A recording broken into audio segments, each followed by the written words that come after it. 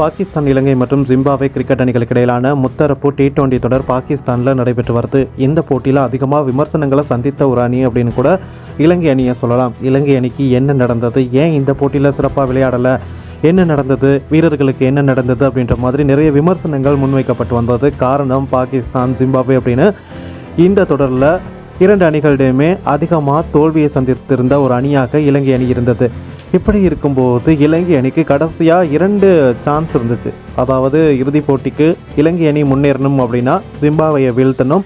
அதற்கு பிறகு பாகிஸ்தான் அணியை வீழ்த்தி 2 அணியை வீழ்த்தினது சாத்தியப்பட்டால் மட்டும்தான் இலங்கை அணி இறுதிப் போட்டிக்கு போக முடியும் அப்படின்ற கட்டாயம் இருந்தது. இது நடக்குமா நடக்காதா அப்படின்னு சொல்லி எல்லோருமே எதிர்பார்த்து காத்திருக்க அந்த நேரத்தில் எங்களால் முடியும், நாங்கள் இறுதிப் போட்டிக்கு போவோம் அப்படின்னு இளம் சிங்கங்கள் என்ன பண்ணினாங்க அப்படின்னா ஜிம்பாப்வே அணியை வீழ்த்தினாங்க. எதிர்பார்த்த மாதிரியே பாகிஸ்தான் அணியையும் வீழ்த்தி இறுதி போட்டிக்குள்ளே வந்திருக்காங்க. கடைசியாக இடம்பெற்ற போட்டியில் முதல்ல பேட்டிங் செய்த இலங்கை அணி நிர்ணயிக்கப்பட்ட 20 ஓவர்களில் 5 விக்கெட்டுக்கு 184 ஓட்டங்கள் எடுத்திருந்தது. தொடக்க வீரர் கமில் மிஸ்ரா 48 பந்துகளில் 76 ஓட்டங்கள் பெற்றுக் கொடுத்திருந்தார். குசல் மெண்டிஸ் அற்புதமாக துடுப்படுத்தாடி 23 பந்துகளில் 40 ஓட்டங்கள் பெற்றுக் கொடுத்திருந்தார்.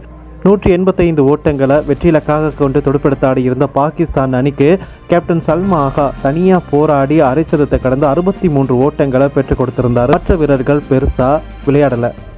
இறுதியில் பாகிஸ்தான் அணி 20 ஓவர்களில் 7 விக்கெட் இழப்புக்கு 176 ரன்கள் மட்டுமே எடுத்திருந்தது. இதனால் இலங்கை அணி 6 ரன்கள் வித்தியாசத்தில் வெற்றி பெற்றிருந்தது. இப்படி இருக்கப்போ இன்றைய தினமும் இறுதிப் போட்டியில் பாகிஸ்தான் மற்றும் இலங்கை அணிகள் மோதப்போகுது. இந்த போட்டியில் என்ன நடக்க போகுது?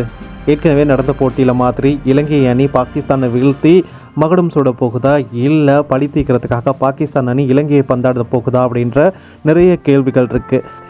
பார்க்கலாம் இந்த போட்டியில் யார் வெற்றி பெறுவாங்க அப்படின்னு. இதே நேரம் இலங்கை தற்போது டிட்வா புயலால் பாதிக்கப்பட்ட பல்வேறு அனர்த்த நிலைமையில் சிக்கியிருக்கு. பல்வேறான நாடுகள் இலங்கைக்கு உதவிகளை வழங்கிட்டு இருக்காங்க. அந்த வகையில் பாகிஸ்தானில் முத்தரப்பு தொடரில் பங்கேற்றிருக்க இலங்கை கிரிக்கெட் அணி இலங்கையில் வெள்ளம் மற்றும் மண் சரிவுகளால் பாதிக்கப்பட்டவங்களுக்கு குறித்த சுற்றுப்பயணத்துக்கான பணம் மற்றும் போட்டி கட்டணங்களை நன்கொடையாக வழங்க தீர்மானிச்சிருக்காங்க. இந்த செயல் பல உலக ரசிகர்களையும் நிகழ்ச்சி அடைய செய்திருக்கு.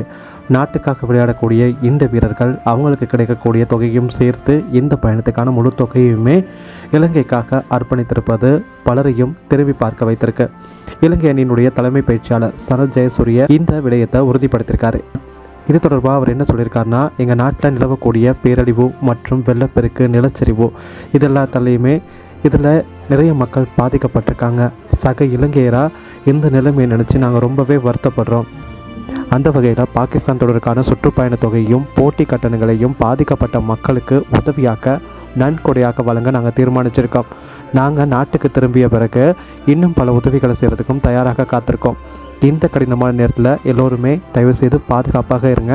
அது மட்டும் இல்லாமல் எல்லா இளைஞர்களோடு நாங்களும் உங்களுக்காக ஒற்றுமையாக நிற்கிறோம் அப்படின்னு சொல்லி ஒரு நிகழ்ச்சியான பதிவையும் ஃபேஸ்புக்கில் பகிர்ந்திருக்காரு. நாட்டுக்காக இன்னும் ஒரு இடத்துல போயிட்டு விளையாடக்கூடிய இந்த சந்தர்ப்பத்திலையும் இலங்கையை நினைத்து அவர்களுக்கு கிடைக்கக்கூடிய அந்த தொகையையும் இலங்கைக்காக அர்ப்பணிச்சிருக்கிறது இப்போது பலரையும் நிகழ்ச்சி அடைய வைத்திருக்கு. இதே நேரம் இலங்கை மகளிர் கிரிக்கெட் அணி அடுத்த மாதம் டிசம்பர் 21 முதல் 30 வரை இந்தியாவுக்கு சுற்றுப்பயணம் மேற்கொண்டு 5 போட்டிகள் கொண்ட T20 தொடரில் விளையாடுறாங்க. இதற்கான போட்டி அட்டவணையை இந்திய கிரிக்கெட் சபை நேற்று அறிவித்திருந்தது. அதன்படி இந்தியா மற்றும் இலங்கைக்கான முதலாவது போட்டி டிசம்பர் 21 இரண்டாவது போட்டி டிசம்பர் 23 விசாகப்பட்டினத்திலையும், மூன்றாவது போட்டி டிசம்பர் 26 நான்காவது போட்டி டிசம்பர் 28 ஐந்தாவது மற்றும் கடைசி போட்டி டிசம்பர் 30 திருவனந்தபுரத்திலையும் நடக்குது. 2016 ஆண்டுக்கு பிறகு இலங்கை பெண்கள் அணி T20 தொடரில் விளையாடுறதுக்காக இந்தியாவுக்கு போகிறது இதுதான் முதல் முறை. 50 ஓவர் உலகக்கோப்பையை வென்ற பிறகு இந்திய பெண்கள் அணி பங்கேற்கும் முதல் போட்டியும் இதுதான். ஏற்கனவே இந்த சமயத்தில் நடக்க இருந்த பங்களாதேஷ் பெண்கள் அணியின் பயணம் கால வரையறையின்றி தள்ளி வைக்கப்பட்டதால் அதற்கு பதிலாக இலங்கைக்கு எதிரான தொடர் நடத்தப்படுறது குறிப்பிடத்தக்கது.